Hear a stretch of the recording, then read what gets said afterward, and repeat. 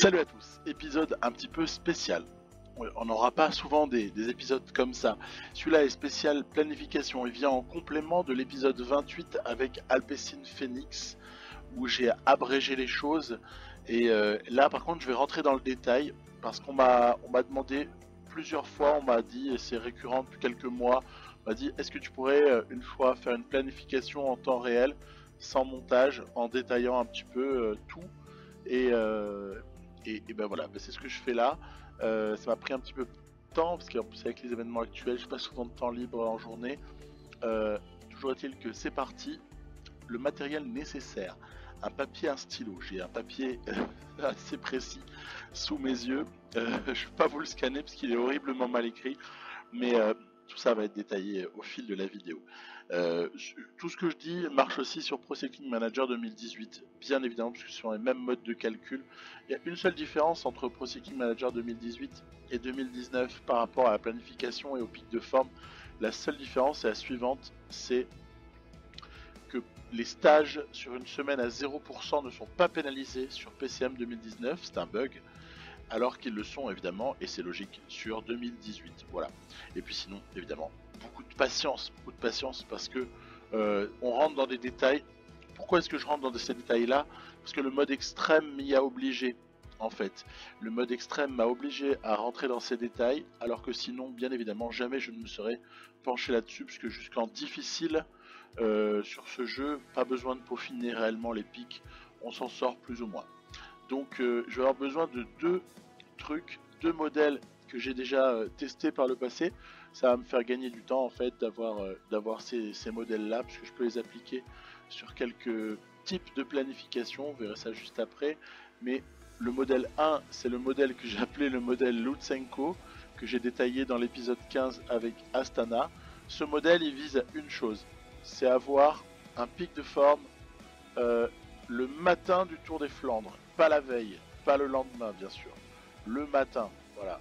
Et à partir de là, bah oui, pourquoi est-ce qu'on a intérêt à faire ça? C'est parce qu'avec un garçon comme Mathieu Van Der Poel, on a intérêt à viser le pic sur trois monuments d'affilée, à savoir Tour des Flandres, Paris-Roubaix et Liège, si on a la chance que le pic n'ait pas disparu, mais en tout cas on peut l'espérer très clairement, puisqu'il y a 21 jours, en tout cas ça s'étale sur 21 jours les trois monuments en question. On y va.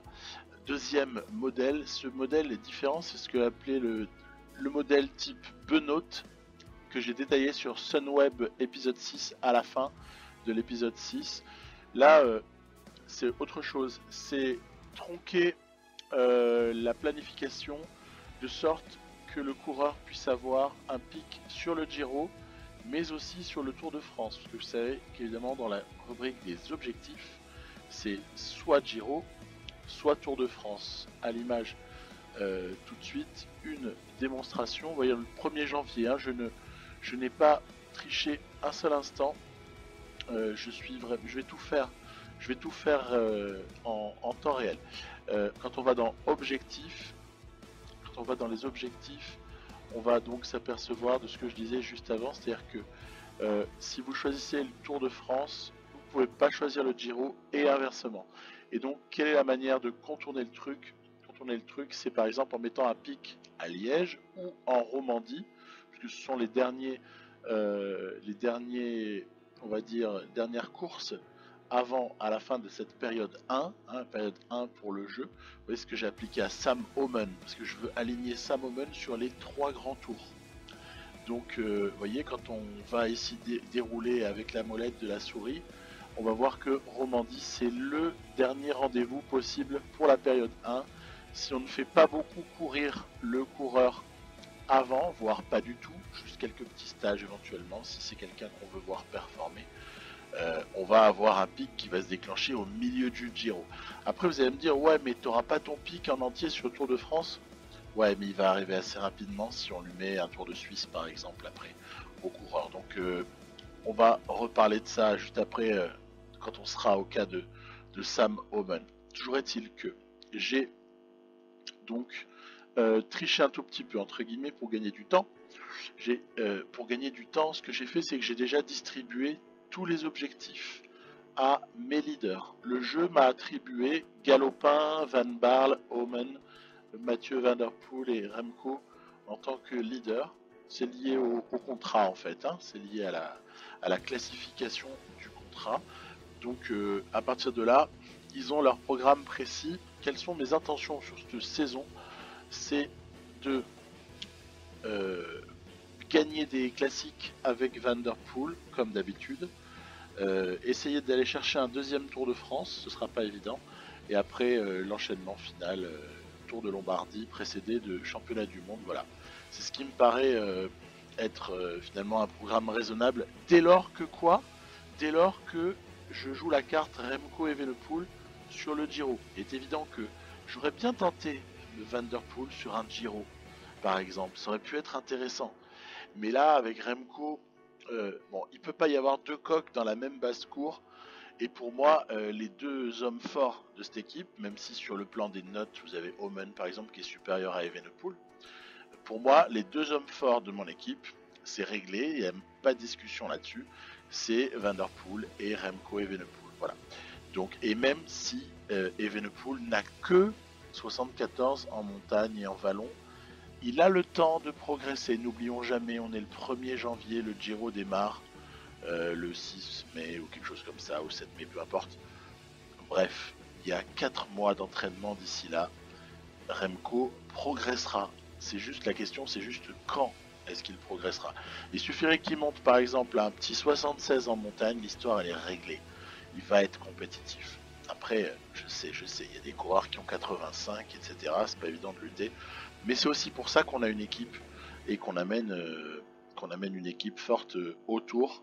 Bref, c'est un calcul. Je n'ai pas dit non plus que je vais gagner, hein, mais c'est tout le défi en fait. Justement. Alors, une fois que les leaders, ils ont tous leurs objectifs qui sont établis. Moi, sur un papier, sous mes yeux, j'ai la répartition de tous les équipiers en fonction de tout ce que j'ai prévu pour ma saison. À titre indicatif, ça m'a pris peut-être entre 20 et 30 minutes pour écrire sur un papier tout ce que je voulais faire, avec qui et comment, parce que j'ai une équipe qui est composée, on peut voir l'effectif très très brièvement, j'ai une équipe qui est composée, vous voyez, quand vous avez l'écran total ici avec tous vos coureurs, vous avez 23 coureurs. Et là on descend un tout petit peu avec la molette, hop, on voit qu'il y a un 24e, voilà. J'ai 24 coureurs en tout, et en fait, parmi ces 24 coureurs, il n'y en a pas 24 qui vont vraiment jouer un rôle majeur. C'est une... bon voilà, on découvrirait ça juste après, mais il y a essentiellement, allez, si je dois donner un chiffre, peut-être 18 coureurs environ sur 24 qui vont jouer un rôle un peu plus fort que les 6 autres. Et voilà, c'est un peu un choix, mais c'est normal. Si vous voyez par exemple, j'ai quelques coureurs qui sont quand même assez faibles, je peux les utiliser que ponctuellement sur des missions précises où ils auront un pic et où ils peuvent vraiment aider. Sinon, il vaut mieux privilégier des gens qui ont de meilleures notes globales. Donc en tout cas, c'est mon choix. Objectif, on y retourne, puisqu'en ce 1er janvier, avant d'ajuster la forme de pré-saison, il faut d'abord, en tout cas moi c'est mon habitude, s'occuper des effectifs. Alors c'est parti, vous voyez les équipiers par exemple, j'ai prévu, et donc ça c'est quelque chose qu'on va... Bon, je vais prendre les choses dans l'ordre de l'overall des coureurs, d'accord? Donc, Nieuwenhuis va aller faire... je vais l'affilier à Mathieu Van Der Poel. Il va aller avec Van Der Poel. Je fais la période 1 tout d'abord et ensuite je ferai la période 2 et 3. On pourrait faire l'inverse, on pourrait s'intéresser aux périodes 1, 2, 3 pour chaque coureur, ce ne serait pas hérétique, mais voilà, c'est ma manière de faire. Je fais d'abord toute la période 1 pour tout le monde. Donc Nieuwenhuis avec Mathieu Van Der Poel. On a également Sénéchal, si je prends les choses dans l'ordre, qui est avec Mathieu Van Der Poel, ça va, il y est déjà. On a Engelwald, ça c'est notre petit Allemand là, que je vais également mettre avec Mathieu Van Der Poel. Avec lui, une petite particularité à Engelwald, il faudra penser au moment d'attribuer des courses et de monter un pic, c'est que Engelwald, sur la période 1, lui il vise un petit peu plus tard. Je lui ferai jouer un rôle un petit peu plus tard, parce qu'il n'a pas une super note en pavé, donc c'est pas forcément le coureur à aligner sur Tour des Flandres par exemple en attendant grand chose, même si il a du gros potentiel, hein. C'est un coureur qui peut vraiment beaucoup progresser. Après il y a Lennart Kemna. Alors Kemna, il va être assez souvent affilié à Remco Evenepoel. Donc le seul écueil qu'il va y avoir pour Kemna, c'est qu'il va être envoyé lui sur Tirreno Adriatico. Donc Tirreno Adriatico, il n'aura évidemment pas un rôle de leader, mais un rôle d'équipier. Voilà. Et sinon pour le reste on en parle juste après. Donc vous voyez, je répartis mes gars. Madouas, il va suivre le programme de Remco Evenepoel. Donc voilà, on le déplace. Donc vous voyez par exemple quand vous faites ça, ça vous modifie ce que vous avez mis. Il faut faire gaffe en fait. Quand on déplace un coureur de cette liste des 6 là, qui peuvent avoir une exception, quand vous faites ça, malheureusement, il faut penser à remettre, parce que sinon, ça va vous mettre n'importe quoi à partir du moment où il y a un coureur qui est sorti. Donc, c'est toujours délicat de sortir un coureur de cette zone-là, parce que ça va modifier les autres qui sont déjà présents. Alors, Madouas, c'est fait. Je suis à Nils Sinchek. Nils Sinchek, qui est donc lui affilié également à Remco sur la période 1. Il y a Koen Bouwman qui va être lui par contre en charge. Lui aussi va être équipier de Van Der Poel sur Tirreno Adriatico. Donc on n'hésite pas, voilà, équipier. Koen Bouwman, je l'ai recruté parce que c'est un grimpeur qui va pouvoir apporter du soutien au bon moment. En tout cas, c'est tout ce que j'espère. Après, il y a le jeune Van Moer.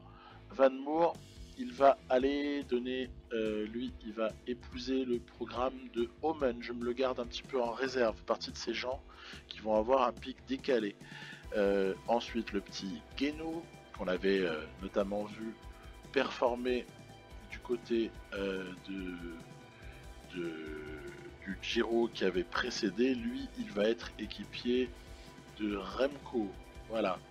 Ensuite, Von Schultz va être affilié à Dylan Van Baarle pour que Dylan Van Baarle n'ait pas personne. D'ailleurs, on voit qu'il est content du coup. Le petit Dieter Anklin. Anklin, c'est aussi mon petit coureur là, belge, petit puncher qui est amené à progresser. Je pense qu'il a une petite marge lui aussi. Il est un petit peu rouleur aussi sur les bords. C'est pas inintéressant. Il est avec Remco. C'est ce que j'avais prévu. Ensuite, il y a Vermeersch, il est avec Dylan Van Baarle. Alors Van Merch est là, il est avec Dylan Van Baarle. Vous voyez, je constitue des sous-groupes en fait. Je fais des sous-groupes à l'intérieur de mon groupe. Je fais des sous-groupes de coureurs. Einkorn va être également affilié lui à Mathieu Van Der Poel. C'est bon. Jorgenson, il va aller avec... Il est où Jorgenson? Ça, c'est le petit problème parfois. Alors du coup, on va le chercher ici. Autre coureur. On va aller chercher Jorgenson pour voir qu'il est prévu avec... Il est avec Tony Galopin, mais non, moi j'ai prévu que Jorgenson est le programme de leader de Mathieu Van Der Poel en premier. On pourrait d'ailleurs faire tout ici. Hein. Jorgenson, c'est Mathieu Van Der Poel sur toute la ligne. Voilà. Ensuite, Sandervan, c'est quelqu'un, voilà, je vais traiter ici ceux-là, puis je reviendrai pour les autres. Sandervan, c'est du Mathieu Van Der Poel 1, 2 et 3. Donc voilà, Mathieu Van Der Poel 1, 2 et 3, avec une petite particularité, c'est que je veux qu'il soit sur le Tour de Suisse, voilà. Avec un rôle à jouer sur le Tour de Suisse pour sa part. Du coup, je m'aperçois que juste avant, évidemment, comme je parlais, j'ai forcément fait quelque chose de travers par rapport à ce qui était initialement prévu, alors que j'ai envie de dire. Juste une petite parenthèse, j'ai déjà changé la lettre pour Jorgenson. Il y a un O hein, normalement, mais à chaque fois ça s'affiche quand même en Jorgenson. C'est un mystère absolu de Fast PCM Editor sur ce coup-là. Donc lui, lui, le programme c'est Remco, bien évidemment. Remco. Voilà. Ensuite, du côté, voilà, vous voyez, je continue après avec Verreken. Il est où? Il est où? Ouais, lui aussi, c'est pareil, il a un haut là, j'arrive pas à le virer, peu importe. Donc, il est avec Remco Evenepoel, sur toute la ligne, voilà. Et on a presque fini, il en reste que 3. Il y a Verskav. Alors, pour sa part, il va lui. Alors, lui, il fait partie de ceux que j'ai réservés. C'est-à-dire que au cas où j'aurais un problème sur mon effectif pour le Giro, eh ben au moins j'ai 2-3 coureurs comme ça qui peuvent rentrer et qui auront peut-être même un pic de forme à ce moment-là. Et je termine avec les deux derniers. C'est Timmins Arensman qui va être en programme de Tony Galopin. Voilà, Galopin. Et pour sa part, David Van Der Poel. David qui va lui être aussi avec Tony Galopin. Ok, très bien. Ça, c'était donc pour la période 1, pour, en tout cas pour l'essentiel des coureurs. Et puis, après, il y a une petite particularité en fait, c'est que donc Kemna et Bowman, je vous ai montré, voilà, je les mets sur Tirreno. Et puis, il y a une petite particularité sur le programme de Guéno. C'est que Guéno, je lui ai mis Remco, mais en fait, il fera partie de ceux que j'enverrai sur Down Under. Parce que ce qui compte pour Guéno, c'est qu'il a un deuxième pic au Giro. Peu importe son premier, alors tant qu'à faire, autant envoyer sur Down Under, puisque je suis obligé d'y participer. Autant envoyer quelques petits coureurs qui puissent éventuellement jouer un rôle. Donc voilà, là je suis sur le... J'ose pas dire à Anklin ou à Guéno d'être leader, parce que je pense pas qu'il y ait réellement un truc à espérer absolu. Donc c'est pareil pour Jorgensen en fait. Jorgensen il va aussi aller sur Down Under. Voilà, en électron, c'est pareil. Ok, donc ça c'est fait. Tout le reste restera comme cela sur la première période. Deuxième période, on devrait nous afficher ce que j'ai mis là, c'est-à-dire Sander Van, Tour de Suisse. Par contre, il n'est pas leader du tout. Il va être équipier. Et puis c'est pareil, il va falloir par exemple répartir Nieuwenhuis. Nieuwenhuis va avec Van Der Poel, ok. Sénéchal va également avec Van Der Poel. On a Engelwald. C'est très important en fait de régler ça au départ. C'est pour ça que c'est un peu rébarbatif, je suis conscient. Mais voilà, ça fait partie des choses. Si vous les faites, vous êtes plus tranquille par la suite que si vous les faites pas. Kemna, il est avec Remco Evenepoel également. Madouas est également sur le programme de Remco, c'est bon. Sinchek, il y est aussi. Voilà. On a comme ça donc une ribambelle de coureurs. Est-ce que Koen Bowman a été correctement attribué? Non. Donc voilà, je modifie. Koen Bowman. Ensuite, je suis à Van Moor qui est avec Omen. Là encore, donc lui il suit Sam Omen de manière assez claire. Il m'arrive parfois de ne pas trouver un coureur. Donc c'est vrai qu'à ces moments-là, il suffit d'aller là à un autre coureur, mais ça fait perdre un petit peu de temps en fait. Donc Omen et pour Van Moor, c'est Omen sur toute la ligne. Ensuite Guéno, puisque je suis là, je continue ici. Pour ce qui est du jeune Guéno, on a donc déjà attribué le premier pic et le deuxième c'est Remco et ensuite c'est aussi Remco, voilà. Ensuite du côté de Von Schultz, alors Von Schultz, donc il faut aller à chaque fois chercher, parce que là ils sont par ordre alphabétique, alors que moi je les ai par ordre de valeur, entre guillemets. C'est programme de Dylan Van Baarle, pour que ce dernier ne soit pas non plus sans équipier, auquel cas il pourrait avoir une dose de mécontentement. On a ensuite le cas de Anklin à gérer. Donc Anklin, c'est toujours du Remco Evenepoel hein, sur toute la ligne. Voilà. Et ensuite Vermeersch. Alors Vermeersch, on va bientôt arriver au stade où on a déjà attribué les gars. Hein. C'est aussi Dylan Van Baarle. Voilà. Dylan Van Baarle. Pardon. Hank Horn, donc on remonte un petit peu à la lettre E. Hank Horn va suivre Mathieu Van Der Poel. Et je crois qu'après, dès qu'on est à Jorgensen, eh bien, les choses sont déjà faites. Voilà. Ce qui veut dire qu'il ne nous reste plus grand chose à ce stade-là. Il nous reste juste à vérifier ce qui se passe sur la troisième période. Alors, on a un peu de liberté à ce stade-là. On est en janvier. On se doute bien que en janvier, c'est pas grave si on n'a pas exactement tout qui est prévu pour la troisième période. Mais n'empêche qu'après, la saison, elle se déroule très très rapidement. Et au final, on peut rapidement être débordé si on prévoit pas les choses à l'avance. C'est pour ça que moi, je préfère le faire vraiment à l'avance. Donc, Nieuwenhuis, c'est vraiment un cas où Nieuwenhuis pourrait avoir un programme perso. Vous voyez, par exemple, ce que j'envisagerais assez facilement pour Nieuwenhuis, c'est lui mettre un objectif à Hambourg. Voilà, ça pourrait être sympa pour lui.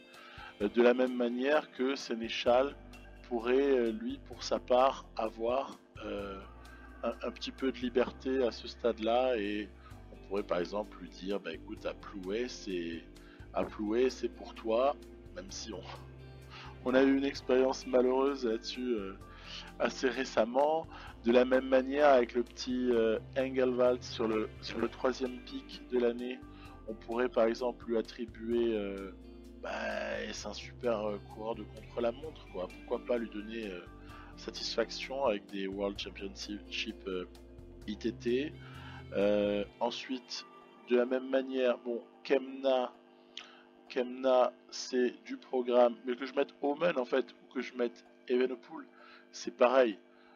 Puisque Omen va aussi avoir la Vuelta comme objectif. Voilà, on va rester fidèle à ce que j'avais prévu. Valentin Madouas, c'est réglé. Nils Sinchek, c'est pas correct, donc il faut s'adapter. Voilà, à Remco. Koen Bouwman, il est normalement sur un troisième pic. Lui, il ira accompagner au championnat du monde. Il avait déjà d'ailleurs fait avec brio sur le championnat du monde qui avait précédé. Et puis je crois qu'on va bientôt arriver au stade où tout a été fait enfin. Et on va pouvoir passer à l'étape suivante. Van Moer, il est avec Omen, etc. Guénaud, il est avec Evenepoel. Et je pense qu'on a effectivement fait le tour. Ok. À partir de là, donc, tous nos équipiers ont été répartis. Il y a juste que ici, évidemment, sur Hambourg, Sprinter pour Nieuwenhuis. Engelwald sur les World Championships était leader, peut passer. Et pourquoi pas leader classique Bretagne, ça va pas lui faire plaisir. À la limite, certains coureurs préfèrent être électron, donc on va respecter le truc. Évidemment, une fois que tout ça a été fait, on peut passer à l'ajustement de la forme de pré-saison. Alors moi j'ai tendance à le faire par objectif. Objectif très simple. C'est-à-dire qu'en fait, tous ceux qui commencent sur Down Under, bien évidemment, ils vont démarrer en très élevé. C'est logique. Parce qu'ils vont courir assez immédiatement. En revanche, tous ceux qui vont avoir un pic volontairement retardé, puisque en fait ce qu'on vise c'est le Giro, on va pas se mentir, voir si je manque d'effectifs pour Van Moer et Verschiave, ce sera les Ardennaises, mais Omen il bougera pas lui avant, parce que je veux qu'il soit à bloc sur le Giro. Donc évidemment c'est un niveau de forme bas, puisque on veut dans très longtemps le coureur, pas besoin de le fatiguer à l'avance, sinon on va déclencher plus de fatigue. Ensuite, quand on a comme ça le GPE3, alors pour toute cette période là, je mets élevé, voilà. Et même Paris-Nice, c'est pareil, élevé, Paris-Nice, élevé, avec juste des petites modifications parfois, je vous montrerai juste après, voilà. C'est-à-dire que par exemple, sur un coureur qui va accompagner sur Paris-Nice, je vais prendre par exemple Sénéchal. Alors, j'ai dû me viander, voilà, évidemment. C'est toujours comme ça. Non, alors je la refais. On va la refaire à l'endroit. Donc parmi par exemple ces types là, Arensman, en fait, il va pas vraiment servir à cet endroit-là. Remco, j'ai envie que son pic soit très largement atteint. Et j'ai envie d'accélérer donc cette création de pic de forme. Je peux me permettre de mettre très élevé quand même si Paris-Nice n'est que au mois de mars. Tony Galopin, en revanche, lui, on peut la jouer un petit peu plus lentement, puisque Tony Galopin va aussi aller sur les Flandriennes. Il va avoir une assez longue saison de classique, donc élevé est suffisant. Peut-être même que normal le serait également, dans le sens où ça va permettre de retarder un petit peu le truc. Madouas, en revanche, on compte sur lui sur le Giro. Et de ce fait, je vais aussi demander très élevé. Hein, voilà, c'est un peu des contraintes comme celle-là. De la même manière, Niels, Sinchek, je préfère aussi partir en très élevé. Et Van Der Poel et Verheyken, c'est pas pareil, on n'a pas les mêmes priorités, donc on laisse comme ça. Et ensuite, pour ce qui est de Enkhorn, Engelwald, Nieuwenhuis, Sénéchal, Sandervan, sont des équipiers pavés, hein, sont des équipiers classiques pavés. On va rester sur le classique, c'est-à-dire élevé.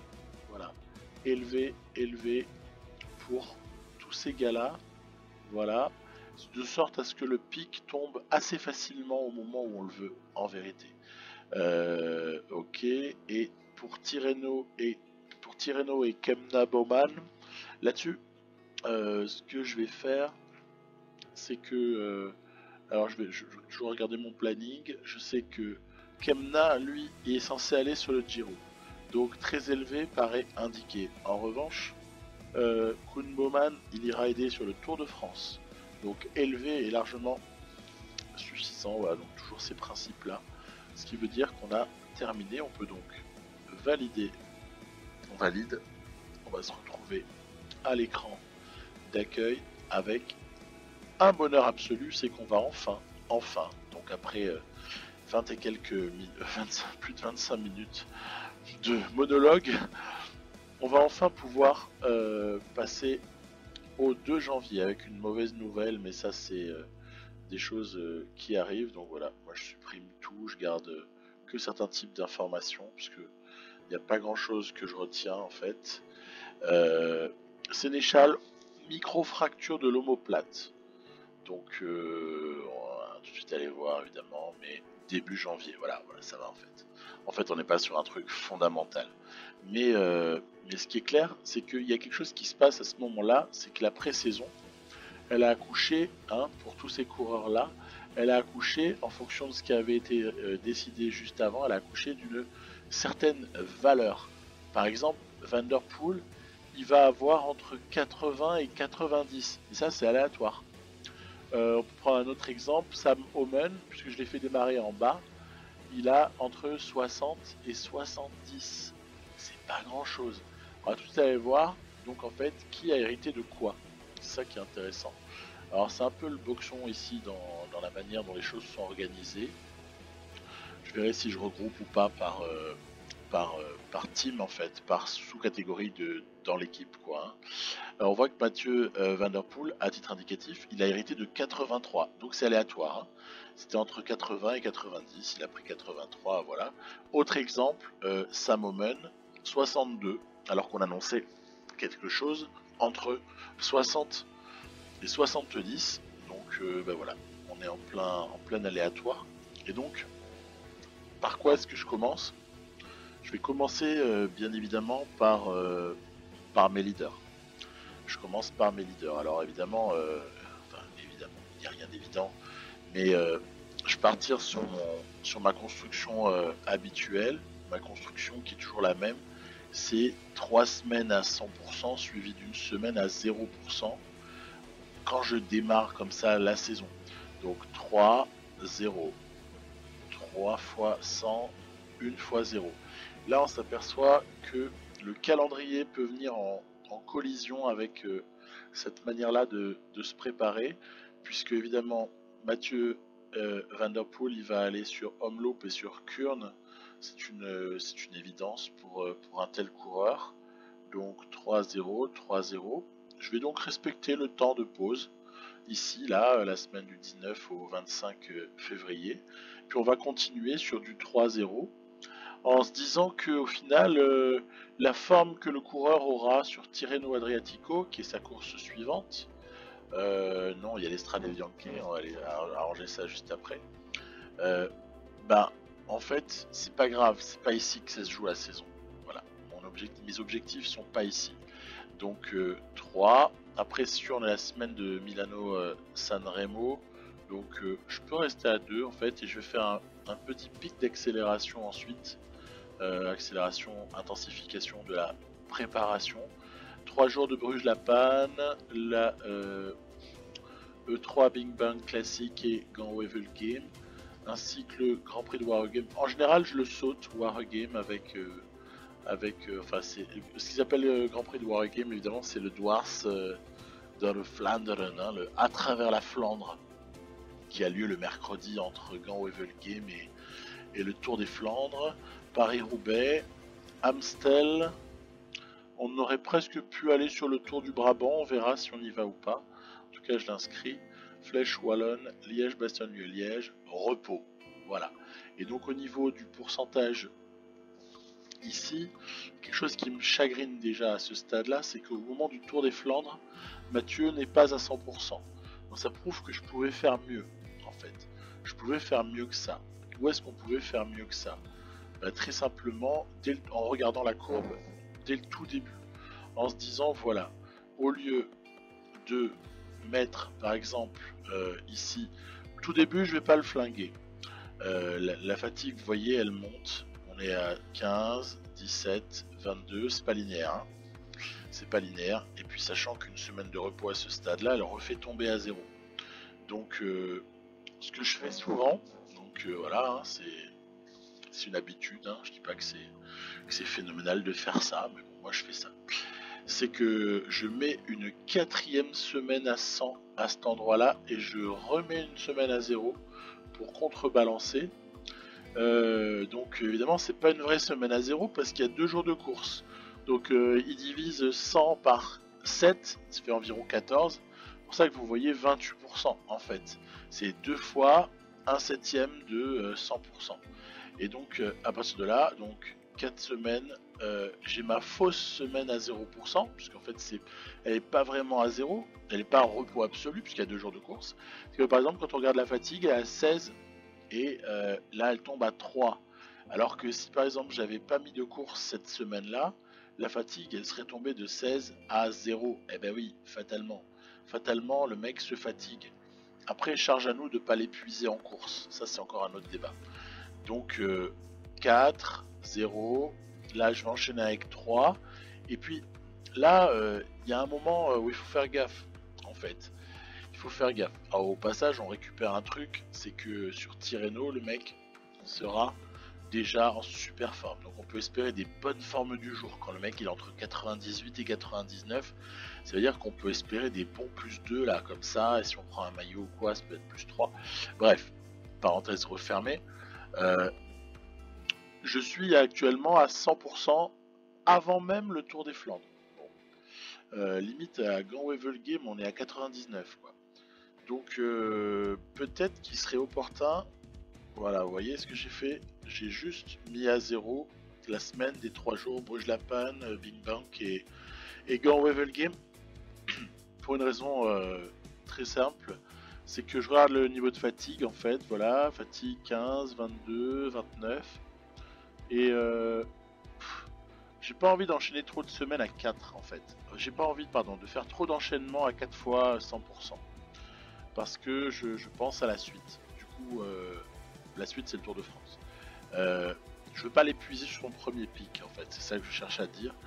3 fois 100, une fois 0 mais qui est une fausse semaine à 0, à nouveau.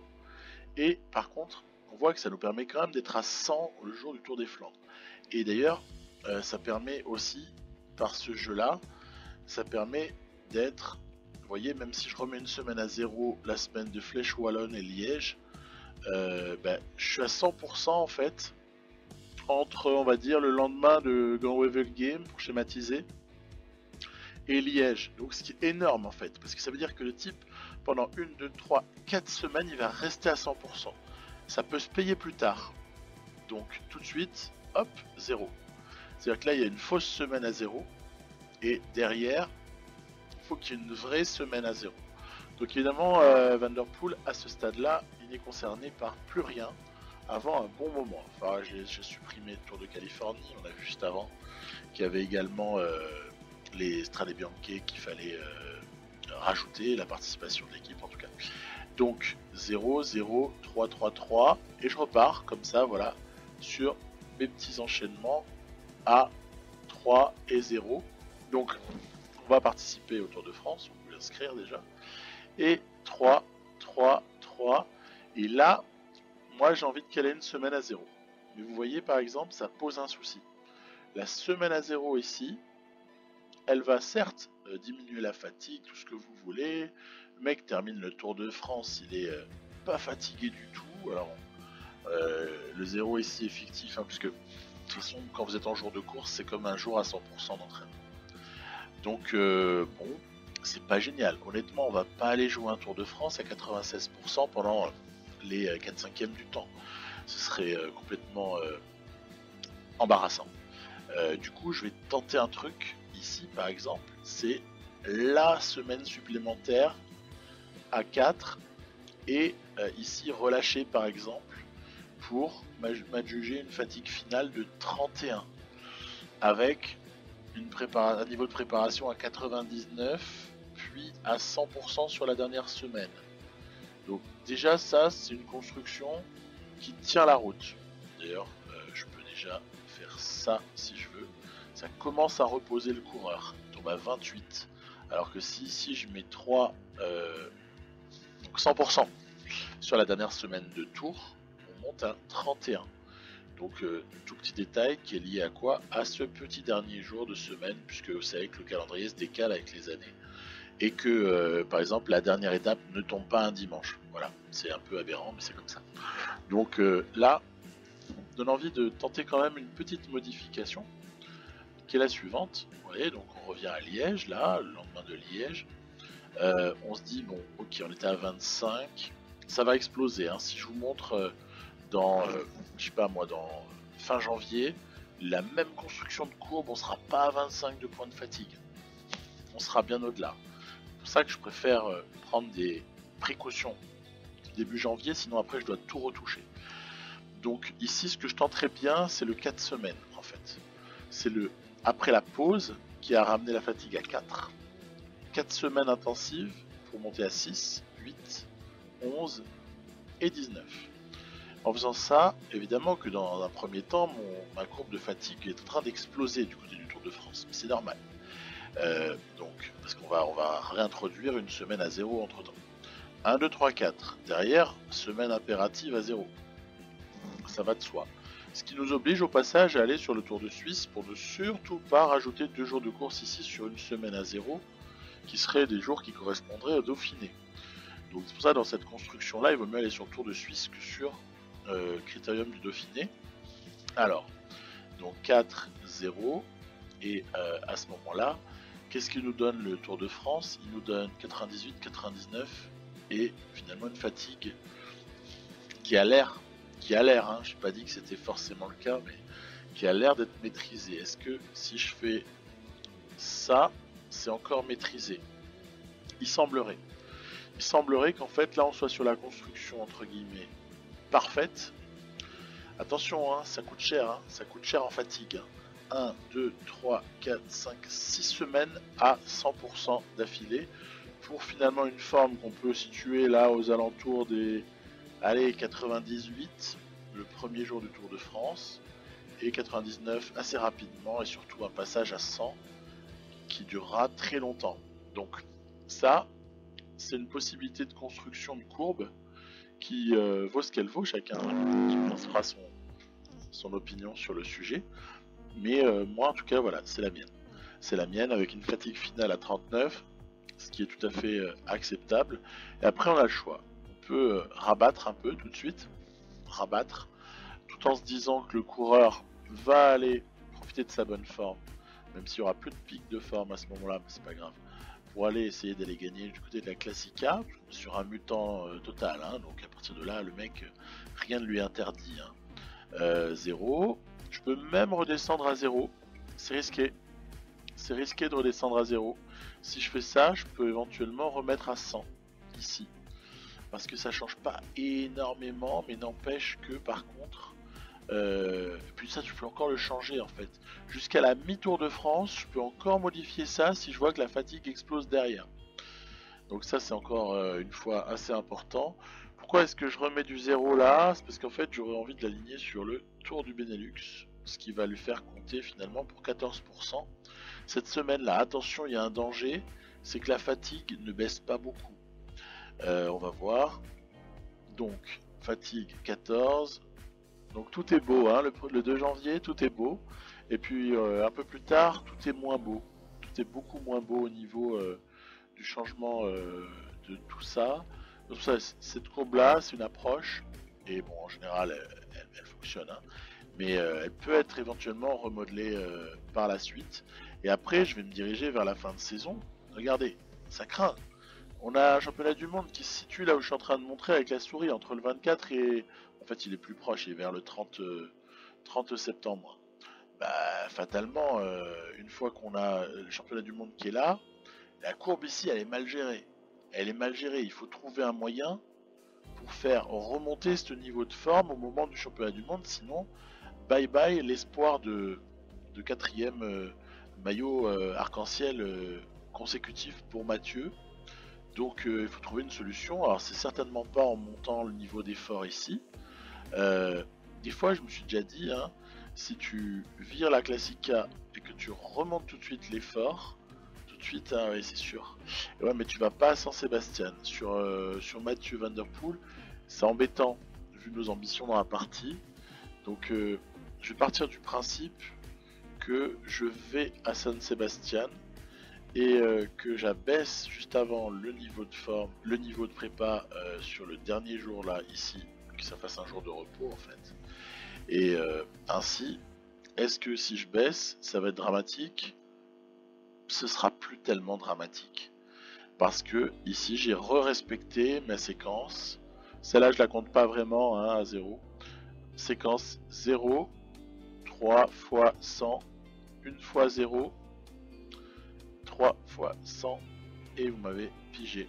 Ce qui veut dire quand même au passage que, vu le niveau de fatigue ici, si le coureur est aligné à Hambourg, il y a zéro problème. En revanche, si on l'aligne sur la classique de Bretagne, on a tendance à lui faire du mal.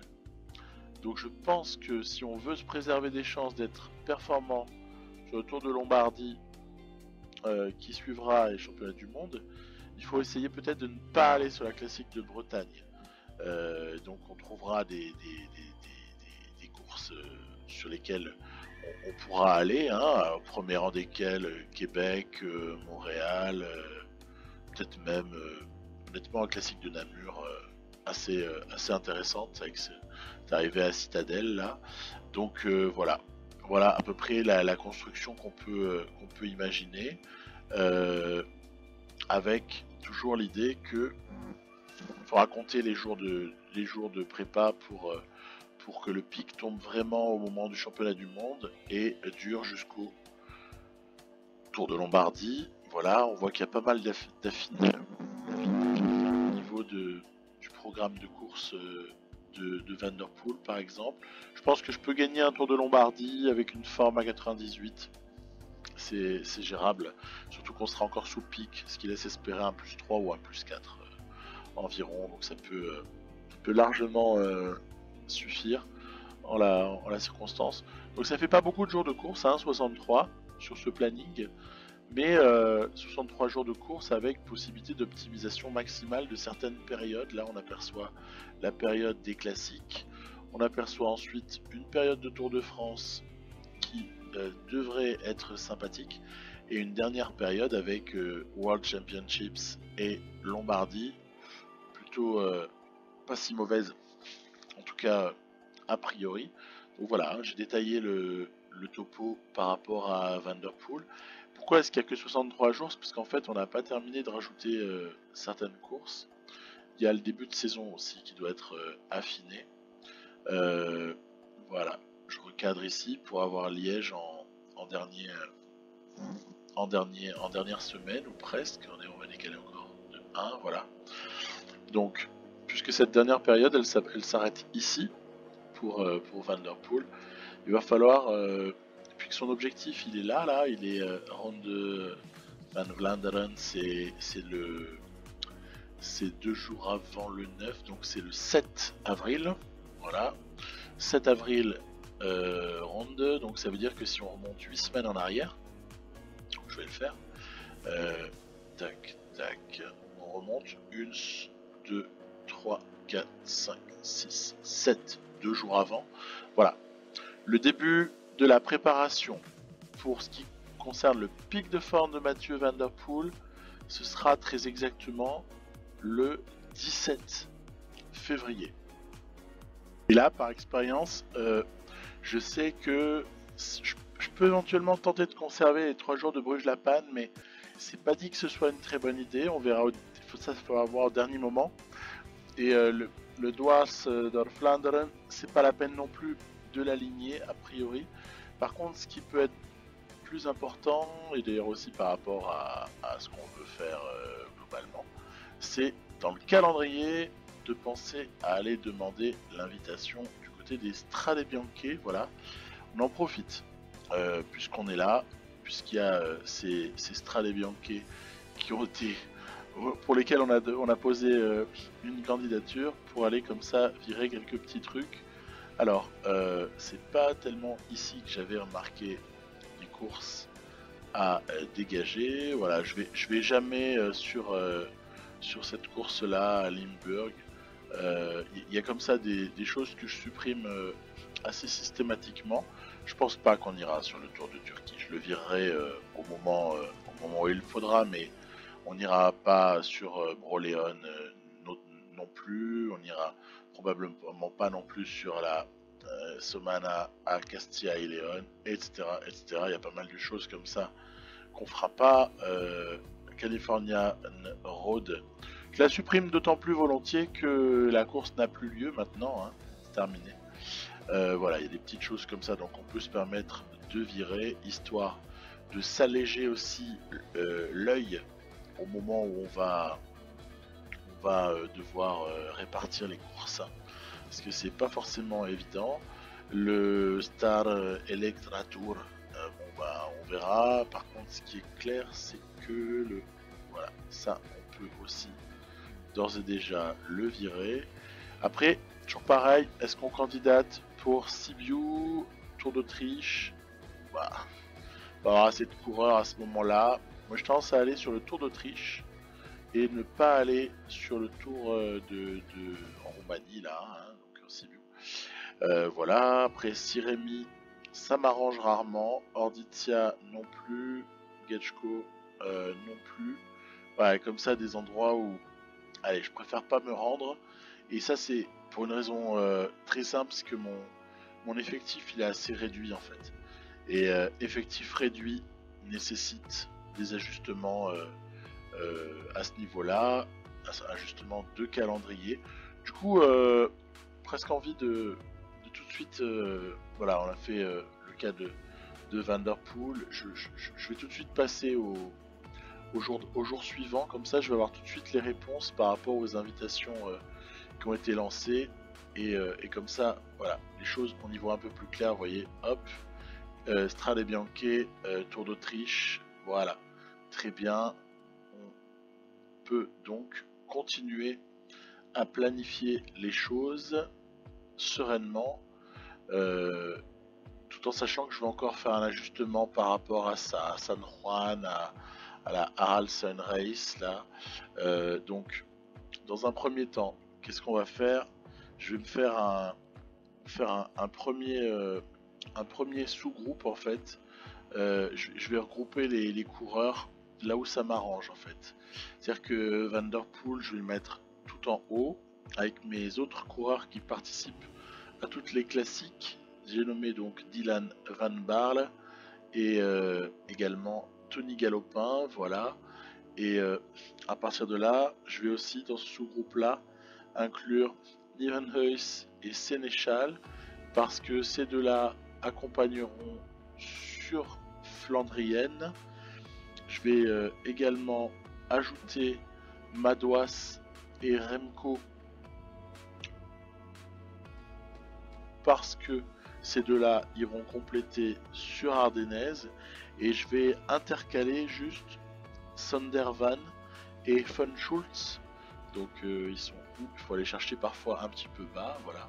Je vais intercaler sous Nivenhuis, Von Schultz. J'ai aussi parlé de Sondervan, voilà. Alors ça, c'est vraiment pour pouvoir après aligner les participations plus facilement. C'est pour ça que je fais ça. Mon remplaçant en cas de blessure ou alors même en cas de rotation un peu suivant les courses, hein, c'est Pascal Enghorn par rapport aux Flandriennes. Et pour ce qui est des Ardennaises, Baumann et Engelwald doivent être ramenés comme ça au contact, voilà, de Remco. Il est où Engelwald? Il est là. Ok, donc ça c'est bon. Le remplaçant ici sera Vermeersch. Ok. Et ça veut dire qu'après, en bas, on peut par exemple exporter Sam Omen. Non, bah, je vais le laisser là. Je vais laisser des types qui vont aller sur le Giro. En fait, puisqu'ils sont à la verticale de Remco Evenepoel. Ils sont pas loin de Remco Evenepoel. Donc il y a Sinchek. Il y a, bon, ça va, il apparaît déjà. Il apparaît pas loin, donc voilà, on va le ramener là aussi, voilà, à côté de Kemna, Omen, voilà, Kemna, Sinchek, Omen, même combat. Également ramener Geno, Onklin et Jorgensen, donc voilà, qui va être fait. Et c'est comme ça en fait que je vais pouvoir très facilement gérer la suite. Puisque au fond, qu'est-ce qui me reste en bas? Il y a Verschiav, il y a David, il y a Van Moor, Arnsman, Verheken. Et en fait, ce sont des coureurs sur lesquels je compte un petit peu moins, en fait, pour être franc. Donc, eux ne sont pas mes priorités dans l'organisation. Voilà. Alors, on est parti. Donc, à quoi ça servait de regrouper? Bah, on va voir ça tout de suite. C'est que finalement, les gens qui suivent le même type de saison que Van der Poel, on va leur coller la préparation que je viens de faire assez en détail précédemment. Donc j'ai déjà dispatché pour Van Baarle et Galopin. On va donner également à Sénéchal et à Nivenhuis. Donc ces 5-là par exemple seront sur le Tour de France. On va donner aussi à Koen Bouwman. Voilà, à Koen Bouwman, également à Engelwald. Donc c'est bon. Et de ce fait, il reste quoi? Il reste Madouas. Je pense pas l'avoir donné encore à Sondervan et Von Schultz. Ah, des fois on se rend un peu fou hein, aussi, hein, faut quand même le dire. Hein. on va pas se mentir, hein, c'est un peu une usine à gaz au bout d'un moment. Hein. Mais bon, voilà. Donc ok, je peux terminer avec ça. Et un autre, donc Baumann, Engelwald, et il y a Vermeersch aussi. Voilà, j'ai juste oublié de transférer à Vermeersch. Donc c'est toujours pas évident parce qu'on fait cliquer d'y glisser, mais voilà.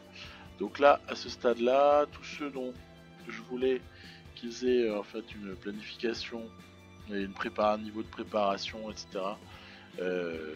Digne des classiques pour participer aux classiques, ils ont leur prépa. Après, attention, qu'est-ce qu'on va faire avec du coup, hein, forcément, il y a un trou à quel endroit? Il y a Madouas, il y a Remco Evenepoel, notamment, dont il faut tout de suite s'occuper. Après, il y aura aussi Kemna, Sinchek, Omen, etc. Donc, par rapport à Remco, on va, voilà, on a démarré, c'est normal, avec un niveau de forme très élevé. Donc, on va continuer sur cette lancée-là. Voilà, on va donc, hop, vous voyez, 3 fois 100, 1 fois 0, 3 fois 100. Je tentais de mettre 1 fois 0 ici, mais d'envoyer quand même Remco sur le tour des Émirats. Voilà, non pas que j'ai envie qu'il soit confiné, mais tout simplement que le garçon puisse optimiser et se préparer vraiment dignement en vue en vue de Paris-Nice. Donc idéalement, ce que j'aimerais moi, c'est que le pic de Remco Evenepoel termine à la fin de Paris-Nice. Comme ça, il pourra démarrer son travail de préparation pour le Giro. C'est ça l'objectif. Donc à partir de là, on va donc respecter la semaine à 0. Remco Evenepoel n'ira pas sur Milan-San Remo. Et après, on repart avec 3 fois 100, puis tout ce que vous imaginez. Donc par exemple, une participation autour du Pays Basque paraît tout à fait indiquée. Attention, on y va. Donc 3-0, 3-0. Faut mettre le Giro. Ce qui compte pour du 100%. Ok. Et à partir de là, le Giro, ça donne quoi? On est sur une séquence là ici de 6 semaines à 100%. Méfiance toujours vis-à-vis de ces enchaînements là. Est-ce que ça pourrait pas exploser en fin de Giro au niveau de la fatigue? On voit qu'on est à 43, 36. C'est à prendre en compte, honnêtement.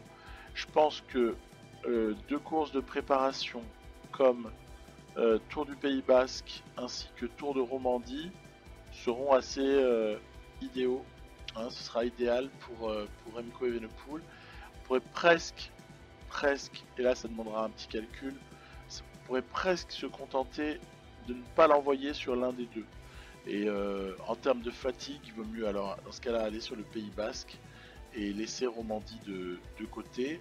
Mais bon, alors ça c'est pour l'élaboration du pic numéro 2, hein, puisqu'au final on mise sur un pic numéro 1 qui aura été atteint.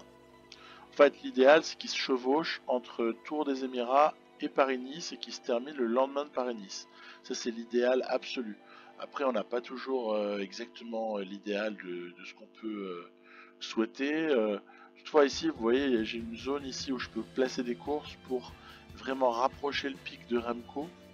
C'est pour ça que je vais aller sélectionner, on va voir, donc sur la zone au sens large, au pire je me rabattrai sur le Haraldson Race, mais sur la zone au sens large entre le 29 janvier et le 18 février, il y a de la place. Il y a de la place pour faire quelque chose. Et ce qui paraît pas idiot, c'est peut-être d'aller s'aligner sur le Tour de Colombie. Donc Tour de Colombie me paraît un bon choix sur ce coup-là. Bah, on ne jouera pas, hein, on simulera, mais voilà. Donc je pense que ça pourrait être pas mal pour Remco Evenepoel. Et on pourrait, à ce moment-là, alors je vais continuer ma courbe. Hein, je vais continuer ma courbe. Donc après le Giro, que va faire le garçon? Eh bien, repos a priori. Donc ouais, j'aime bien des fois couper carrément avec 2 semaines quand l'objectif suivant n'est que la Vuelta. Parce qu'il y a le temps de remonter en fait. Donc 3, 0, et après on fera une accélération de pic sur la toute fin. Vous voyez, c'est suffisant en fait. Donc après il faut ajuster un peu les niveaux d'effort, mais rien que comme ça c'est pas mal. Donc il y a eu repos, puis 3 fois 100, puis 1 fois 0, puis 3 fois 100. Et là on s'aperçoit que c'est vrai que le 1 fois 0 qui précéderait la Vuelta sera un peu dramatique parce qu'il lui ferait aborder la Vuelta dans de mauvaises conditions. Donc ça ferait. Donc on peut peut-être se permettre à ce moment-là de relever un petit peu la préparation. C'est quelque chose que j'ai plus ou moins analogue à ce que j'avais fait avec Miguel Angel Lopez avec la partie Astana. Hein. Le pic Giro Vuelta, enfin la construction de saison Giro Vuelta en objectif 2 et 3, elle n'est pas intouchable du tout. Hein. C'est assez facile. Donc à voir ce qu'on peut faire. Est-ce que carrément on repartirait genre ici avec du 0 et là avec déjà de l'effort à 100%, auquel cas j'avancerai mon repos, je reprends le travail et on se retrouvera avec un pic. Attention, il y a un petit peu d'apparition de fatigue ici, ce qui donnerait un peu envie de faire ça. En fait, ça passerait bien. Ça ferait de nouveau une séquence à 6 fois 100%, mais avec une fin de Volta sur laquelle le coureur est à 100%, avec un niveau de fatigue par contre qui pourrait atteindre des sommets, auquel cas hop, là on peut baisser légèrement pour avoir une Vuelta entre 97% et 100% pour les 2 tiers. En tout cas pour allez, 3/5. Donc ouais, voilà qui paraît assez honnête. Si on veut que éventuellement ils puissent... normalement la saison est terminée là. On va pas autour de Lombardie alors qu'on vient de se taper un Giro, une Vuelta à 22 ans quoi. Hein. Mais peu importe, on est dans un jeu et puis en plus c'est un phénomène. Je peux par exemple élaborer ce type de truc. Voilà. Et comme ça, on se laisse une porte ouverte et éventuellement pour aller faire un peu quelques courses italiennes en fin de saison, mais c'est tout. Donc par contre, ce qu'il faut, c'est quelques jours de course avant d'aller sur la Vuelta. Remco a cette chance de pouvoir survivre sur les pavés. Après, est-ce que c'est vraiment raisonnable de l'envoyer sur le Tour du Benelux juste avant la Vuelta? Ouais, ça se tente. Franchement, c'est bon, on va pas finasser. Mais voilà. Je pense qu'avec quelques stages bien prévus ici, là, plus Benelux, on est à l'aise pour une construction de pic sur la Vuelta, les yeux fermés. Donc ça devrait bien se passer. Donc mon pic pour le Giro devrait être obtenu. Je pourrais aussi aller en Catalogne, en fait, c'est le choix. Pour en faire 2 des 3 en fait, entre Catalogne, Pays Basque et Romandie, on va faire 2 tours sur 3. Je vais peut-être moi faire l'impasse dans la partie là sur Catalogne. Du coup c'est pour ça que j'envisageais de l'aligner sur le Tour de Romandie. Mais ça c'est encore un truc qu'il faut réfléchir en comptant les points tout simplement, en comptant les points de préparation. De la même manière ici si on le fait vraiment à la va-vite, si le pic, je vous le fais en direct, hein, tant pis si je me trompe, le 10 mars, ok. Donc Paris-Nice démarre le 10 mars. Ah tiens, on avait oublié la classique, la Strade Bianche pour Van der Poel. Le 10 mars, ça veut dire que finalement vous remontez de 8 semaines, donc ça fait 1, 2, 3, 4, 5, 6, 7, 8. Donc 13 janvier, voilà, pour aller construire un pic de forme sur Paris-Nice. Le travail commence le 13 janvier. Ça donnerait presque envie, d'aligner Remco sur Dalander. Parce qu'au final, il va se retrouver avec 93%, 95%, c'est pas mal. C'est pas mal du tout en fait. Il y aurait presque moyen d'aller performer sur Dalander avec ça. Donc ça pourrait peut-être accélérer notre construction de pic. Donc voilà, vous voyez par exemple là je suis à 93%. Donc j'ai 2 jours qui vont compter 1,2. Je suis à 2,4. Après je rajoute 6 jours de course par exemple, ça fait 18 points. Je suis à 20,4. Et après je compte les semaines. Ça fait 1 jour plus 1, 2, 3, 4 et 5 jours. Donc ça fait 4 semaines à combien? Oui, exactement, à 1,5. Donc on est à 4 semaines, ça fait 28 jours, fois 1,5, ça fait 42, plus 20,4, on est déjà à 64,4. J'ai oublié ce jour-là volontairement, qui compte 1,2 parce qu'il est un poil en deçà de 95%. Donc 64,4 plus 1,2, 65,6. Et donc on se retrouverait à ici là, donc le 19 février, on est à 65,6. C'est pas très élevé. C'est pas très élevé en fait. Ce qui veut dire que si on veut vraiment avoir notre pic au bon moment là, ok d'accord, je vais rajouter 21 points là, mais 65,6, tout ça, ça va me faire déborder. Là, quand on fait ça, on sent le pic qui va se rater. Hein, le pic va être foiré. Ça se voit gros comme une maison. Et du coup, ce qu'on va se faire à ce moment-là, c'est très bête. C'est aller jusqu'à l'acceptation par les organisateurs du Tour de Colombie de notre participation. Voilà. Et à ce moment-là, on est blindé, puisque à ce moment-là, je vais aligner Remco Evenepoel également sur le Tour de Colombie. Et là, on est bien. Là, on est pas mal. Parce que il va avoir 6 jours de course là, 6 jours de course ici, 7 jours de course. Je pense qu'il y a même moyen d'obtenir le pic. Allez, à vue de nez, ce sera fin UAE quoi. Donc c'est encore pas optimal. mais on s'en rapproche. Donc ça ferait, on avait dit 20,4 là, plus 1,2, ça fait 21,6, plus 3 semaines pile, tiens, ça nous arrange. Donc 21 fois 1,5, ça fait 32, non, ça fait 31,5. Donc, vous voyez, il faut compter un peu. Il y a une retenue, donc j'aime pas les additions avec retenue. Donc 21,6 et 31,5. On va faire un truc comme 53,1. Voilà. Vous rajoutez 18 points. Donc on est déjà à 71,1. Vous rajoutez un jour là, 4 jours là. Non, non. Un jour là, 5 jours là. Donc ça fait 6 jours, on rajoute 9. Donc on va se retrouver là à 80, je sais plus si j'ai dit 3 ou quelque chose comme ça. Donc 80, quelque chose. Et avec les jours du tour UAE, on va se retrouver avec un pic qui atteint genre le dernier jour. Ce qui sert pas à grand chose en fait. Et ce qui en plus continue à décaler notre pic pour Paris-Nice. Du coup, moi je pense qu'il y a la solution qui est livrée sur un plateau. Hein. C'est pas supra réaliste puisqu'il aurait mieux valu aller à San Juan avant d'aller au Tour de Colombie. Mais là, je suis obligé, le jeu m'oblige à un peu d'irréalisme puisque donc pour avoir notre pic à Paris-Nice, il va falloir accumuler pas mal de courses.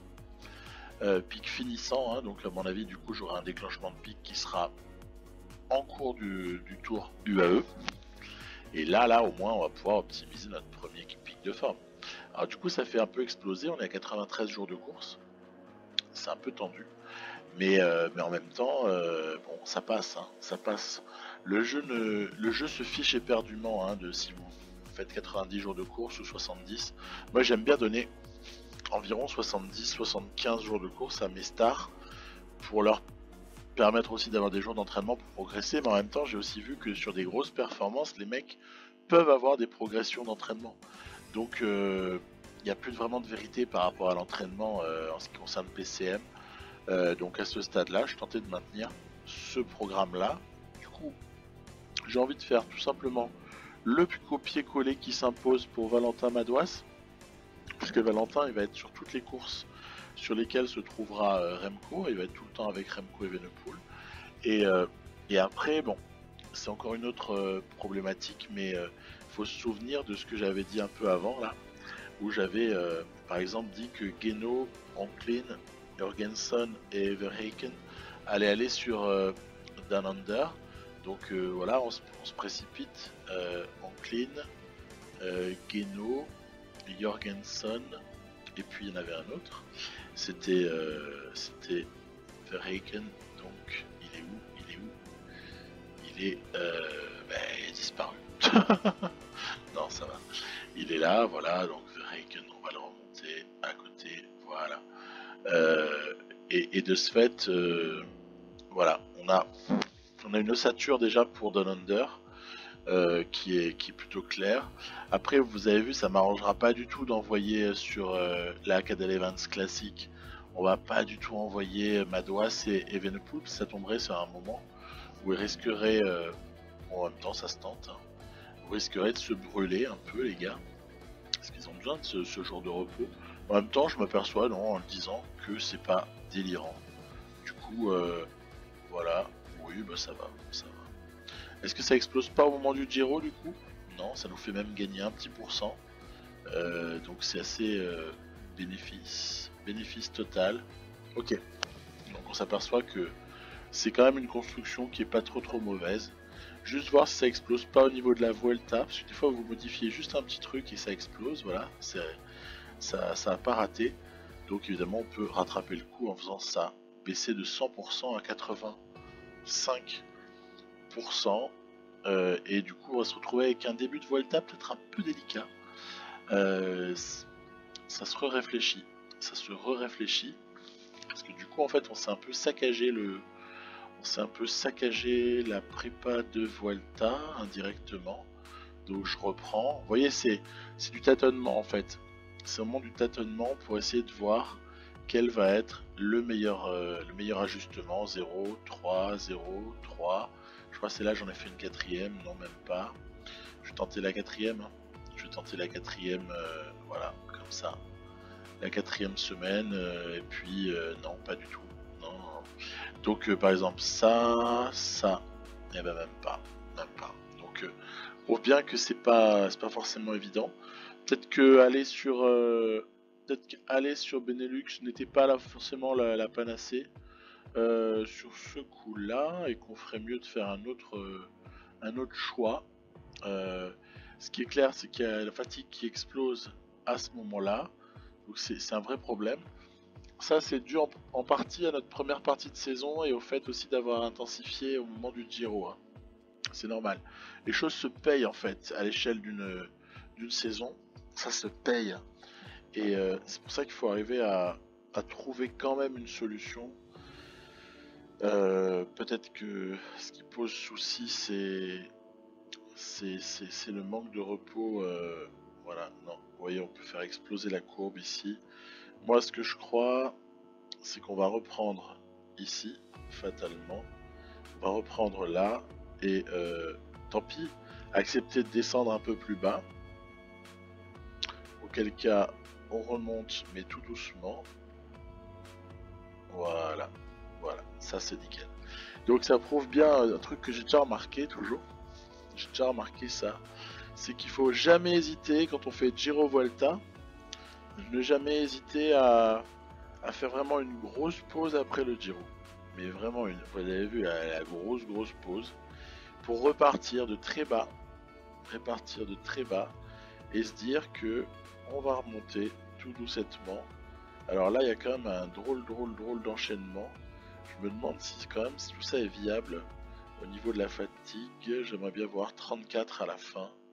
Non, mais ça nous fait quand même une Vuelta à 100%. Donc c'est assez monstrueux en fait. Et je peux filer le même programme à Madouas, qui du coup voilà, bénéficiera de tout ça. Alors, maintenant, on va étendre tout ça à tous nos autres coureurs. Alors, il y a donc le cas de Remco qui a été réglé.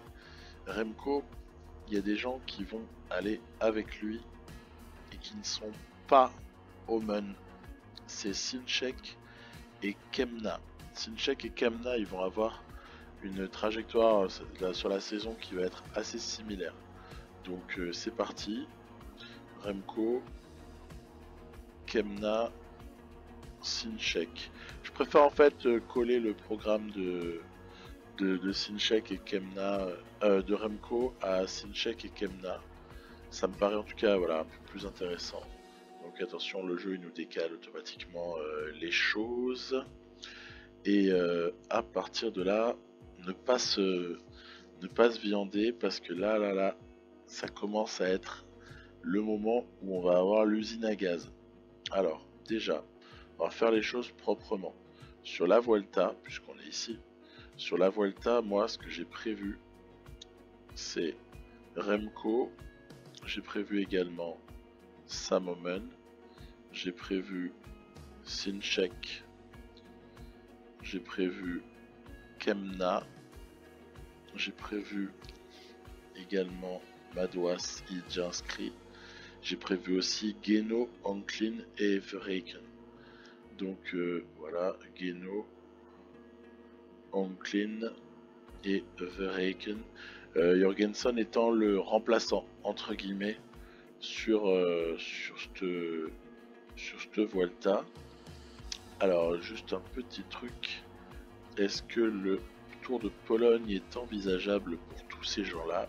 Oui. Donc, officiellement, on l'annonce. Le Giro sera préparé, la Vuelta, pardon, pour tous ces coureurs-là, sera préparé sur le Tour de Pologne. Alors après, toujours la question toujours la même, c'est que il y a 8 coureurs sur la Vuelta alors qu'il n'y en a que 7 sur le Tour de Pologne. Du coup, en fait, on va dire le moins mauvais sur pavé de tous, par souci de simplicité, le moins mauvais sur pavé peut par exemple, voilà, aller sur tour du Benelux, et comme ça, l'histoire elle est réglée. Donc voilà, donc à partir de là, on est plutôt correct. Et sur le Giro, donc, on est toujours sur les mêmes types de coureurs. J'ai prévu donc Kemna, Sinchek, Omen, Jorgensen et Guénaud et Onklin, c'est pas trop. Ce qui fait que voilà, l'histoire est là aussi réglée. On peut aussi assez rapidement se répartir entre Romandie, Catalogne et Pays Basque, en se disant par exemple que certains peuvent avoir un pic un peu avancé. Il y a 7 jours en Catalogne, il y en a 6 au Pays Basque et en Romandie.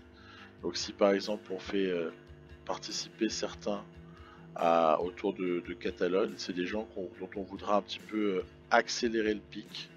C'est-à-dire que par exemple ils puissent être efficaces en début de Giro.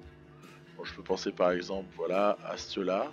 On sait que Omen en plus on se le gardait un petit peu en réserve. Hein. Donc voilà, après on sait que Kemna, Sinchek peuvent tout à fait voilà, faire ceci. Ensuite, Omen, je vais quand même le mettre sur Romandie pour une raison très simple, c'est que j'ai envie d'accélérer quand même son pic. Pas grave s'il termine pas le Giro sous pic de forme, parce que je veux qu'il ait quelques jours de Giro avant le Tour de Suisse pour pouvoir vraiment préparer son Tour de France. Je veux qu'il soit très opérationnel sur le Tour de France. Tiens, j'ai pas encore ajusté le pic d'Omen, on va le faire juste après. Et donc c'est comme ça que voilà, on peut dire par exemple voilà, Remco c'est bon, Madouas c'est bon, Kemna il faut faire un choix. Kemna, est-ce qu'on envoie en Catalogne ou est-ce qu'on envoie en Romandie? Honnêtement, c'est kiff à un jour près, donc c'est pas vraiment significatif. Alors je vais jouer la sécurité en Romandie. Et puis on peut par exemple se dire que il y a déjà 5 coureurs ici. Par exemple, Guénaud et Onklin viennent compléter. Et ici, là, voilà, du côté du Tour de Romandie, on peut demander si on veut une accélération, enfin en tout cas un rapprochement du pic. On peut demander à ces trois-là d'aller sur Pays Basque. Quel cas le cas du Pays Basque il est déjà réglé. C'est très bien, ça fait un souci en moins. Et par rapport au Tour de Catalogne, par contre, on ne bouscule surtout pas les choses. D'autres coureurs iront compléter le Tour de, pour le Tour de Catalogne. Donc je vous ai déjà dit que c'était pas une grosse priorité pour moi. Donc Koen Bouwman, est-ce qu'il est en forme? Voilà, c'est une mauvaise semaine pour Koen Bouwman. Surtout pas l'envoyer. Donc on va vraiment être modeste. Hein. Sur le Tour de Catalogne, c'est très clairement une équipe C voire D qui va être envoyée. On est obligé de faire des petits choix. Hein. Ça c'est fatal. Hein. C'est fatal. On s'oriente de plus en plus vers une non-participation au Tour de Turquie, mais j'ai quand même pas voulu supprimer tant que les choses n'étaient pas établies.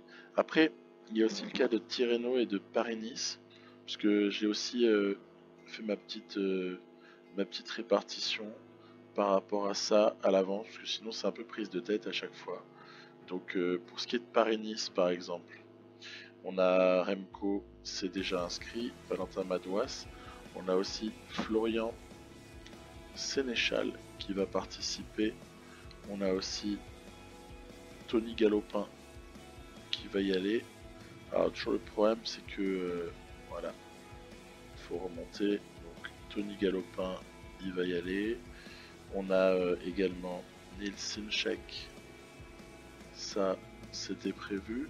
Dans le même temps, je sais que Kemna va aller sur Tirreno. Madouas s'est inscrit. Nieuwenhuis et Enkhorn. Donc Nieuwenhuis et Enkhorn. Voilà, on est à 7 coureurs sur Paris-Nice. Paris-Nice sur lequel on n'ira pas spécialement pour gagner, même si Remco avec un chrono peut faire une grosse différence et résister ensuite. On n'est pas à l'abri d'une surprise sur Paris-Nice, surtout s'il a progressé d'ici là, ce qui n'est non plus pas impossible. Tirreno, il y a évidemment le fidèle Van Baarle qui va y aller. Et puis après, j'ai un peu, voilà, donc Kemna, on l'a déjà inscrit. Après, c'est une équipe un tout petit peu plus faible, mais il y a Van Der Poel. À partir de là, il y a toujours des possibilités en fait.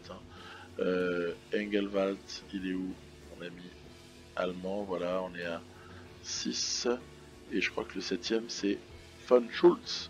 Voilà, Von Schulz. Non, j'en ai 6. Et c'est Sander Van. Voilà, donc toujours pareil, la petite répartition. Et du coup, nos épreuves, elles sont planifiées déjà pour une grande partie, surtout que derrière tout cela, évidemment, on a toujours la solution du cliquer tirer. Donc par exemple, Van Baarle, il a un programme qui est similaire à celui de Van Der Poel. En revanche, là où on a une différence, c'est donc Von Schulz et Sander Van. Je vous ai dit aussi que c'était la même chose que Mathieu. Donc Von Schulz et Sander Van. Enfin, à ceci près que ces deux derniers n'iront pas sur le Tour de France. C'est vrai que dès qu'on commence à remixer un peu les choses, on se retrouve un peu à devoir à des moments adapter, composer. C'est sûr que c'est pas facile tout ça. Hein. C'est quand même assez sujet à prise de tête. Là, je vois qu'on est environ à déjà 1h20 de vidéo, mais bon, on touche le bon bout. Hein. Je vous avais dit que ça ferait, à mon avis, ça ferait sûrement 2 heures. Je suis même pas sûr. En fait, que ça fera que 2 heures. Je peux même pas le garantir en fait. Tellement le truc, c'est imposant quoi, tout ce qu'il y a à faire. Donc Strade Bianche, je me prends pas la tête, je mets les mêmes types que sur Tirreno. À Milan-San Remo, par contre, ça méritera de réfléchir un petit peu, parce que je pense pas que Van der Van et Von Schulz vont y aller, mais en même temps, on peut rien exclure. On peut rien exclure. Après, évidemment, j'avais dit que Von Schulz et Van der Van n'allaient pas sur les Ardennaises. Voilà. Donc, pour eux, les choses sont réglées. Ils ont un rôle sur les classiques, mais après, ils ont un rôle un petit peu moindre. Hein, on verra ça. Donc ensuite, évidemment, qui est-ce qui va aller prêter main forte du côté de Omloop et de Kuurne? C'est Galopin, Sénéchal, Nieuwenhuis. Voilà, c'est parfait. Donc on espère aller gagner ces deux courses-là. Ça fait partie de nos objectifs en plus, donc on va pas bouder notre plaisir si jamais il y a moyen de les choper. Par rapport à Milan-San Remo, là, puisqu'on commence à y voir de plus en plus clair, par rapport à Milano-San Remo, Van Der Poel, Van Baarle, il me semble que aligner une équipe essentiellement orientée autour de nos coureurs habituels, j'ai pas besoin d'avoir une équipe différente de celle-ci là, voilà. Même Nieuwenhuis peut faire partie du truc en fait. Remco, on a dit non, c'était une semaine off. Il y a Koen Bouwman, là, moi je prendrais bien Koen Bouwman pour le Poggio. Et Engelwald et Sénéchal pour protéger, Nieuwenhuis aussi pour rouler sur le plat. Et puis après, Galopin, Van Baarle et Bouwman pour emmener Mathieu. Hein. Je pense que voilà, on va pas y passer 100 ans, c'est à peu près le projet. Ensuite, avec quelques modulations, hein, sûrement je modifierai des trucs en cours d'année, mais à des détails près. Hein. Mais on peut imaginer ceci, c'est-à-dire que pour les 3 jours de Bruges-la-Panne, pour le GPE3, pour Gand-Wevelgem, pour Tour des Flandres, pour Paris-Roubaix, voilà ce sur quoi je m'orienterai. Et puis avec aussi un truc, c'est que Galopin évidemment compte sur lui pendant assez longtemps. Donc Galopin il va finir un peu cramé la première partie de la saison, parce qu'il se sera bien donné.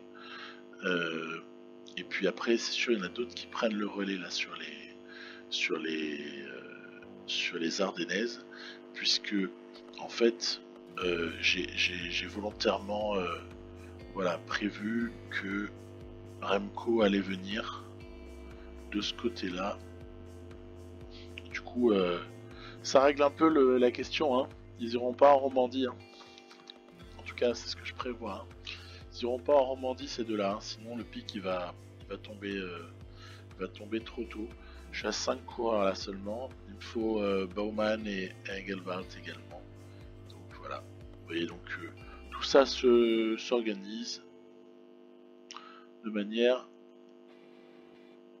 assez satisfaisante, puisqu'on commence à avoir à peu près tout qui est ficelé, à part le tour UAE, mais on va y revenir.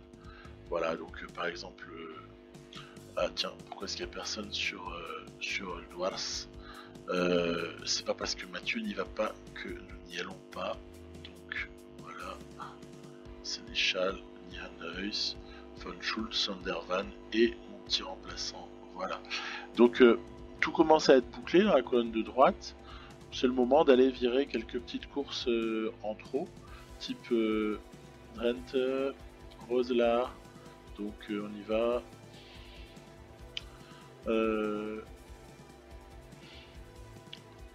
Drenthe, voilà. Tac.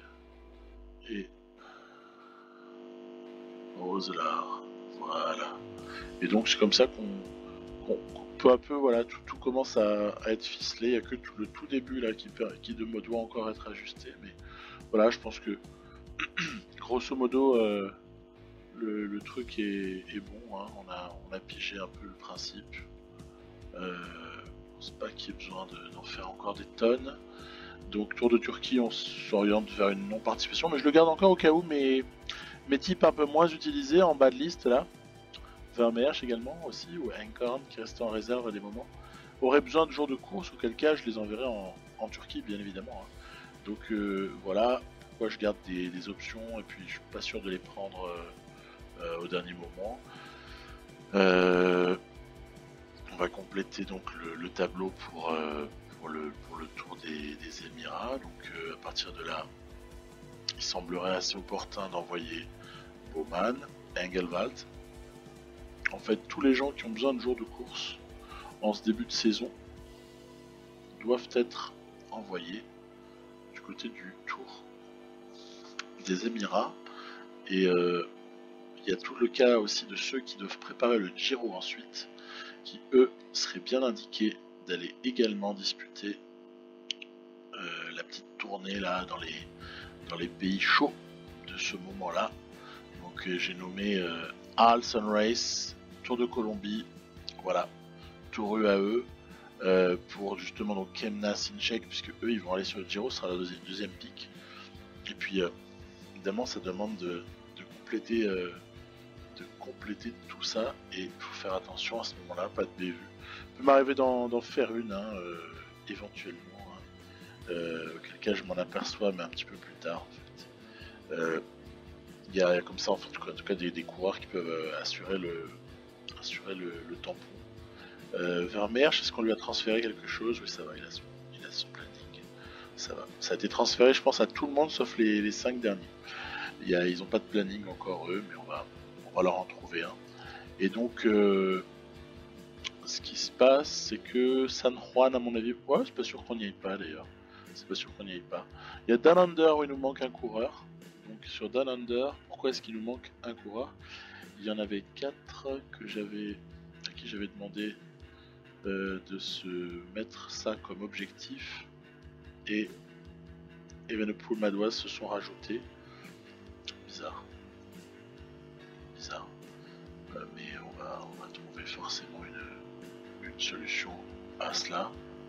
Donc peut-être pas surcharger quelqu'un. Allez, on y va à l'aveugle. Ouais, bof, quoi. J'aime pas. J'aime pas du tout faire n'importe quoi. Donc Van Moor, voilà, t'es gentil, tu redescends. Arensman peut-être, Arensman ou Vanderpool ou Fairclave, non, surtout pas, lui il est à l'agonie. Il est à l'agonie en ce début de saison. Il faut trouver quelqu'un en fait qu'on puisse mettre sans risquer de le blesser. Est-ce qu'éventuellement un Sandervan ou un Von Schultz, voilà, Von Schultz, allez c'est réglé. Von Schultz il a un niveau de forme qui fait qu'il ne se blessera pas. Voilà, si je fermais tout en fait, j'aurais tout le monde qui serait plus du tout au bon endroit par rapport à tout ce que je viens de ordonner dans la colonne de gauche. Sauf qu'en fait je fais un petit aller-retour par un autre écran, histoire de pas tout perdre mes positions. Voilà, la Cadel Evans, bon bah on y va un peu sans trop de conviction, mais voilà, quoique ce serait sympa de la gagner, mais c'est pas non plus l'objectif de l'année. Est-ce que je maintiens participation à San Juan? Il y a 5 coureurs concernés, 6, 7 éventuellement. Ouais, on y va. On y va donc. Comme ça fait des jours de course pour ces gars-là. C'est toujours important d'arriver à trouver des jours de course pour certains, parce que sinon ils vont en manquer et ils seront bons à rien. En plus ça tombe bien, il faut que 6 coureurs. La Haraldson Race, un petit peu le même genre de cas. On doit trouver des types qui vont pouvoir accompagner là-bas. Donc voilà, vous voyez, je prends des coureurs sur lesquels le calcul de pic ne me perturbe pas à outre mesure si jamais il se fait pas parfaitement.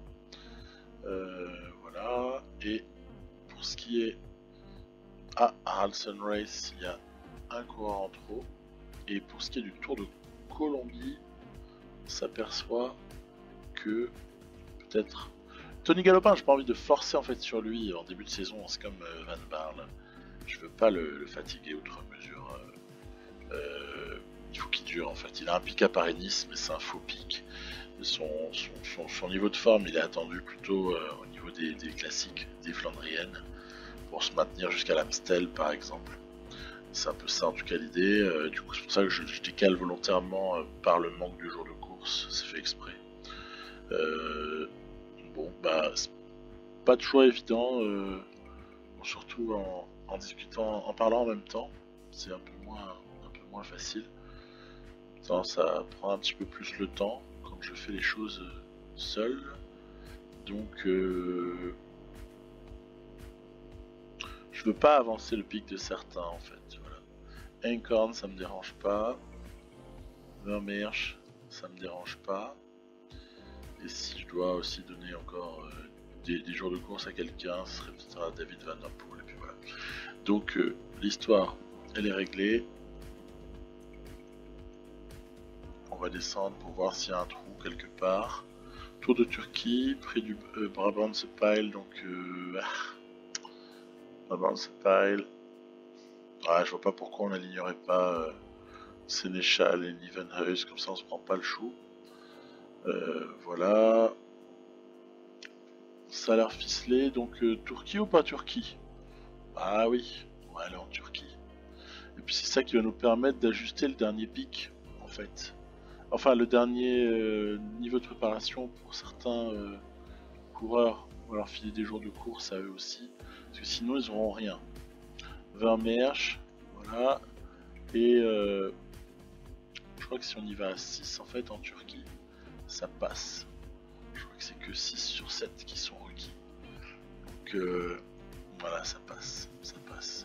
Et du coup, ça permet une bonne fois pour toutes de s'intéresser au cas des 4 d'en bas qui n'avaient pas de programme jusque là. Donc 3, 3, 3, 3. Je fais du 3-1 mais basique dans ces cas-là. Surtout pas commencer à finasser. C'est 3-3-1, 3-3-0, 3-3-0, etc. etc. Voilà, on repart à 3, 3.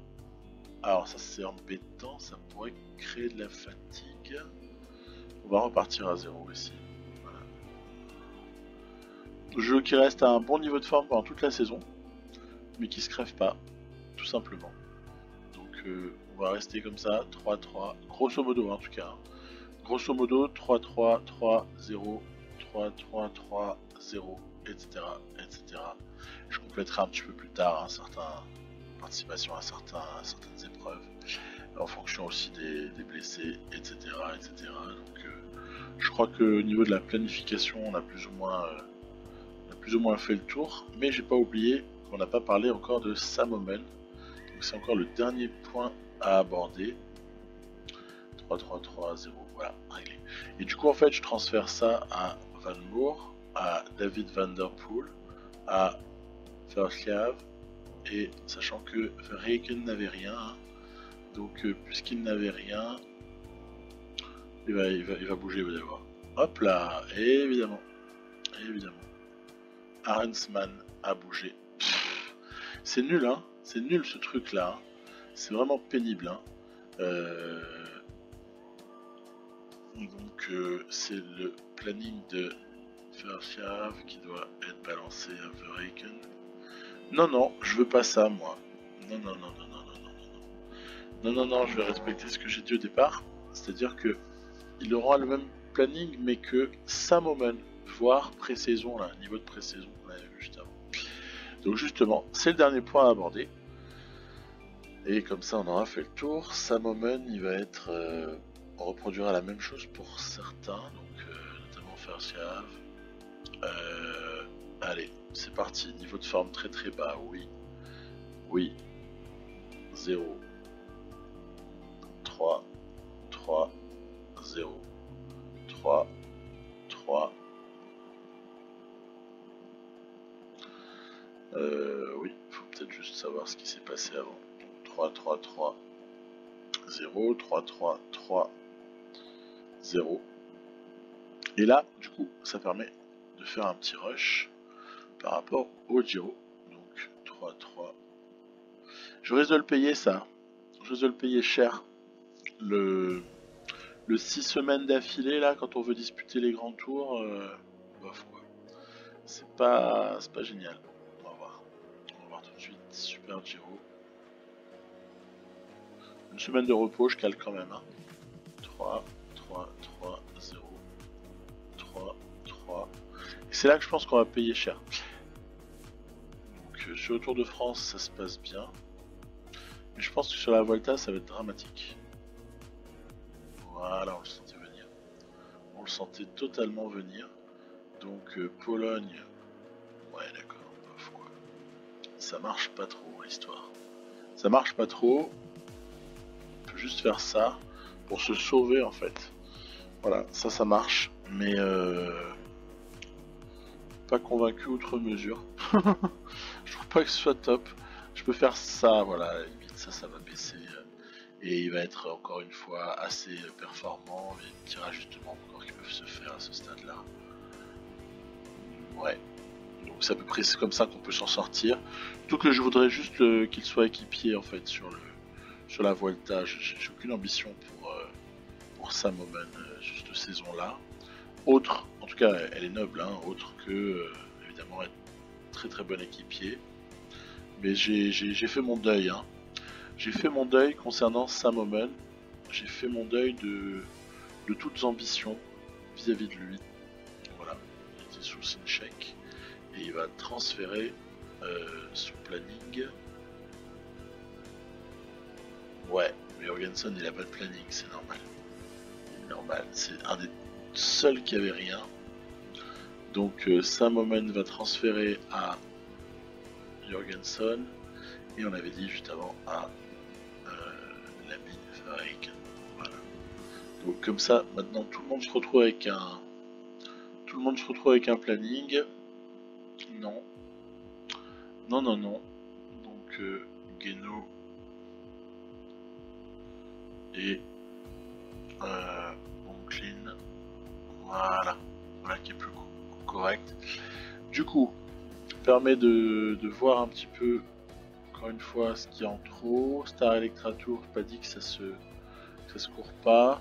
Ouais, je pense que là on peut vraiment envoyer à ce stade là jusqu'au jour d'après. Voilà. Tiens, c'est marrant. On va rester là.